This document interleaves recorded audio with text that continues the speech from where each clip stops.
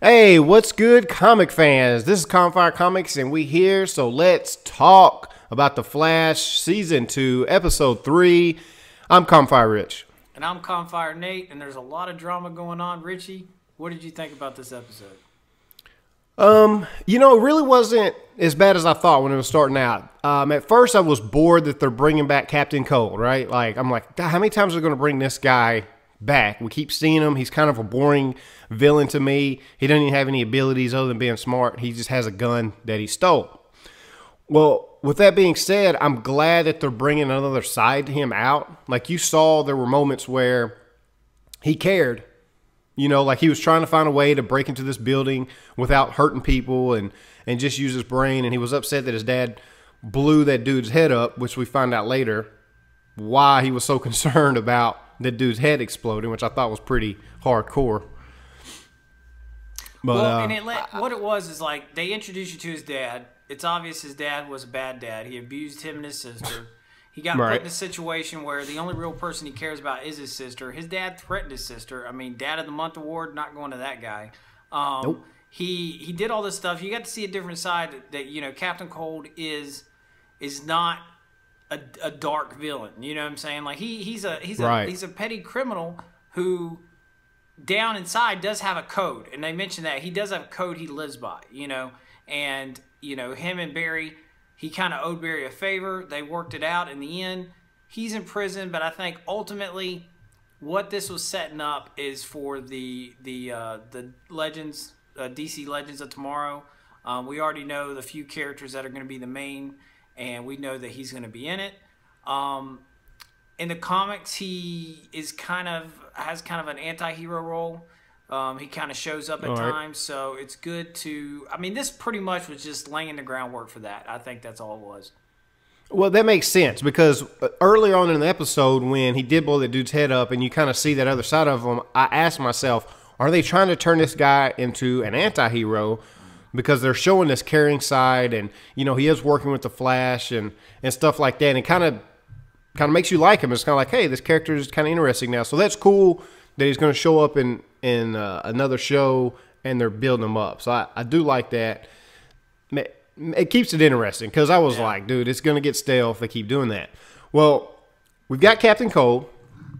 Now, we got baby mama drama on the planet with Iris's mama coming back. What?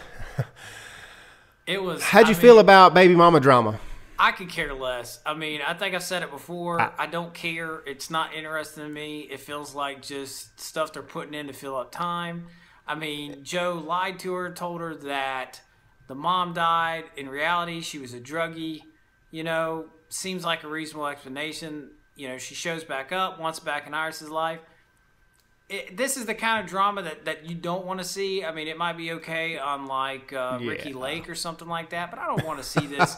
I don't want to watch this on my superhero show, so I honestly don't care. Just don't spend any more time than you have to on that, because I really don't give a crap. Yeah, it's pointless. Like, they didn't even develop it. They didn't even go anywhere with it. There wasn't even a build-up. Like, I don't know if I missed it, but we're only one season deep. They didn't even talk about her mom in last season. They haven't talked about this season. Then all of a sudden, it's just like she pops up out of the blue. He's all broken down, fake crying, telling her about she was on drugs in the open flame. And like the whole time he's telling the story, I'm just like, I don't care. And I don't know if it's because I've been desensitized because I've watched so many episodes like back to back. I'm not getting these episodes a week at a time. Like I'll watch the whole Flash. I've watched several things of the Arrow. I've watched The Walking Dead, like back to back to back, binge watching all these stuff. And it's just, I'm completely done with all this keeping secrets from me, and then I tell you, and then you break down and cry, and, at least build it up. Okay, at least build it up. That's all I'm going to say. I don't want to spend a lot of time on it, but at least in The Walking Dead, I literally am invested in these characters. I've been with them so long. They do a nice job of spreading it out and building it up. So if something major happens, it actually is like a, oh my goodness moment. Yeah. This was not that. This was just shoehorned in. It was forced into the episode for no apparent reason. I don't care if she left her. I don't care if she's a crackhead. Whatever. I'm done with it. move on. Let me see the Flash being the Flash and keep the baby mama drama where it belongs off of my show. Yeah. But speaking of that though, when you're talking about the Flash did some neat things in this episode. I know we talked about that. He did some pretty cool stuff. I like the fact that he, I like seeing him running up the wall to catch her. He's not flying, but he's jumping. He runs up the wall, catches her, and then comes right back down. Kind of like he's skateboarding on a ramp or something. I like seeing them use the Flash in other ways than just going straight, real fast. Left real fast. I like seeing that. Absolutely. I'm amazed because, again, that's somebody who's read the comics. I didn't know a lot about the Flash other than like, oh, he's really fast. I mean, after a while, I figured I would just get bored. Like, oh, he's fast. Like, I always wondered how the Flash compared against other superheroes, right? I'm just like, he's just fast. Like, he doesn't have super strength. He's just fast. But this show is doing a really good job of showing you all the cool stuff he can do, right? Like, you got the keypad, and he's like, I'll just enter in every single code until one of them works because I can do that in a matter of seconds. Yeah, and then, like, when he got shot, he was able to grab the bullet and turn it and look like it's some of those things. I mean, in the comics, when they started out, it was just him being fast. And over the years, they slowly, surely kind of, hey, he can phase through walls. He can phase so that bullets don't hit him. He can move I forgot really about fast. That, but yeah. I mean, they've slowly but surely introduced new dynamics to the speed, that he can do more things. I mean, I can throw lightning. I can jump through time. I can run so fast. I can stop a tidal wave. Like, I don't know. There's just a lot of really cool stuff that they're introducing to this character, and we're only the beginning of season 2. So I think that's awesome. Give me more of that. I'll take more of that. Keep showing me what Barry can do. I find that very interesting. But now we're going to move on. That's kind of a recap of the episode. I did like it. They brought out Captain Cold quite a bit. Now we're going to kind of go into a Q&A real quick because I'm going to ask some questions. Nate, maybe you can fill these in. And people watching this, if y'all know the answers, cue in and get in the comment section. But Patty Spivot, they've brought her in. Looks like she might be a love interest. Is she a main character in the comic books? Is this somebody we need to keep an eye on? What's the deal with Miss Patty over here? Yeah, she's in the comics. In the comics, Barry is, he seems so much older in the comics than he does in this, because he kind of seems like a younger kid. But Patty Spivot works with him in the little, the crime, what do you call it? The crime lab. The crime lab. So, and there eventually becomes a romantic relationship, and they, get together and stuff like that. So she's kind of like the third wheel in the triangle between him and Iris, basically. But as you can see, Iris has all this other stupid stuff to worry about. Well, so they got to put something on Barry. That's what this is. Do you not find that weird? Like, they spent all of season 1 building up the love between those two. They grew up as kids, and, like, they actually made you believe it. As far as the love interest, which was really hard for me to do, they kind of made you believe that they were really in love, and you enjoyed seeing them together, and you were kind of rooting for him, even though you didn't have a problem with her other boyfriend, but he's dead now. They've moved on. It's been several months since that fact. They haven't even mentioned. There hasn't even been looks. They've completely cut off the fact that they have a romantic interest in one another whatsoever.